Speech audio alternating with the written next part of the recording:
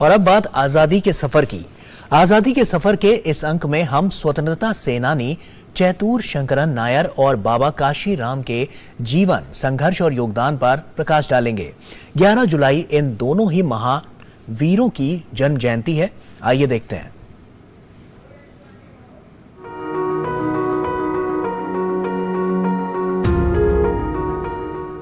आज की कड़ी में हम राष्ट्रवादी चैतूर शंकरन नायर को याद कर रहे हैं, जिनका जन्म 11 जुलाई 1857 को पलक्कड़ जिले में हुआ था। पेशे से वकील नायर ने 1897 में मद्रास में पहले प्रांतीय सम्मेलन की अध्यक्षता की।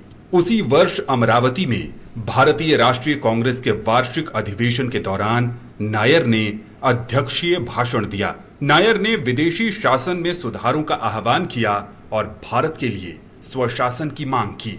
नायर 1900 में मद्रास विधान परिषद के सदस्य चुने गए। 1908 में वो मद्रास उच्च न्यायालय में स्थायी न्यायाधीश बने और 1915 तक इस पद पर रहे। वे 1915 में वायसरॉय की परिषद के सदस्य बने। 1919 में सदस्य के रूप में उन्होंने भारतीय संवैधानिक सुधारों पर डिस्पैच में असहमति के 2 प्रसिद्ध सूत्र लिखे, जिनमें भारत में ब्रिटिश शासन के विभिन्न दोषों की ओर इशारा किया और सुधारों का सुझाव दिया। किसी भारतीय के लिए इस तरह की आलोचना करना और इस तरह की मांग करना उन दिनों अविश्वसनीय था। ब्रिटिश सरकार ने उनकी अधिकांश सिफारिशों को स्वीकार कर लिया। नायर 1928 में साइमन कमीशन के आगमन पर गठित भारतीय केंद्रीय समिति के अध्यक्ष बने। समिति ने भारत के लिए डोमिनियन स्टेटस की मांग करते हुए अच्छी तरह से तर्कपूर्ण रिपोर्ट तैयार की। जब भारत के लिए अंतिम लक्ष्य के रूप में डोमिनियन का दर्जा देने वाली वाइस रीगल घोषणा की गई, तो नायर ने सक्रिय राजनीति से संन्यास ले लिया। नायर देशभक्त थे, जिन्होंने 24 अप्रैल 1934 को मृत्यु तक लोगों के कल्याण के लिए काम किया।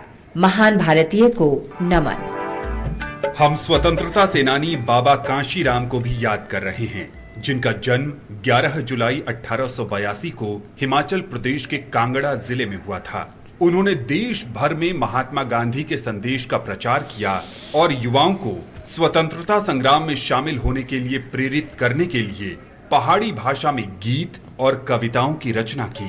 काशीराम को संगीत और कविता का शौक था और उन्होंने कम उम्र में ही पहाड़ी भाषा में गीत और कविताएं लिखना शुरू कर दिया था। वो रोजगार के लिए लाहौर गए, जहां युवा काशी स्वतंत्रता सेनानियों के संपर्क में आए।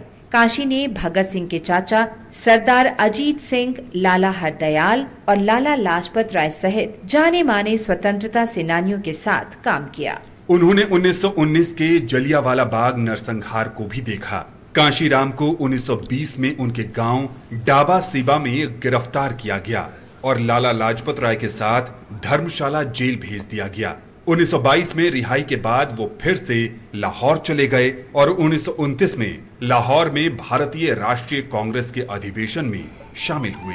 अंग्रेजों ने कांशीराम की प्रसिद्ध कविता अंग्रेज सरकार दा तिग्घा पर ढियारे, यानी ब्रिटिश सरकार अपने अंतिम चरण में है के लिए उन्हें एक बार फिर सलाखों के पीछे डाल दिया। 1930 से 1942 के बीच काशीराम को अंग्रेजों ने 9 बार गिरफ्तार किया। सरोजनी नायडू ने उन्हें बुलबुले पहाड़ कहा था। काशीराम ने जीवन के अंतिम दिनों के दौरान भारत के स्वतंत्र होने तक काले कपड़े पहनने का संकल्प लिया। 15 अक्टूबर 1943 को बाबा काशीराम ने अंतिम सांस ली। इस बहादुर स्वतंत्रता सेनानी को नमन।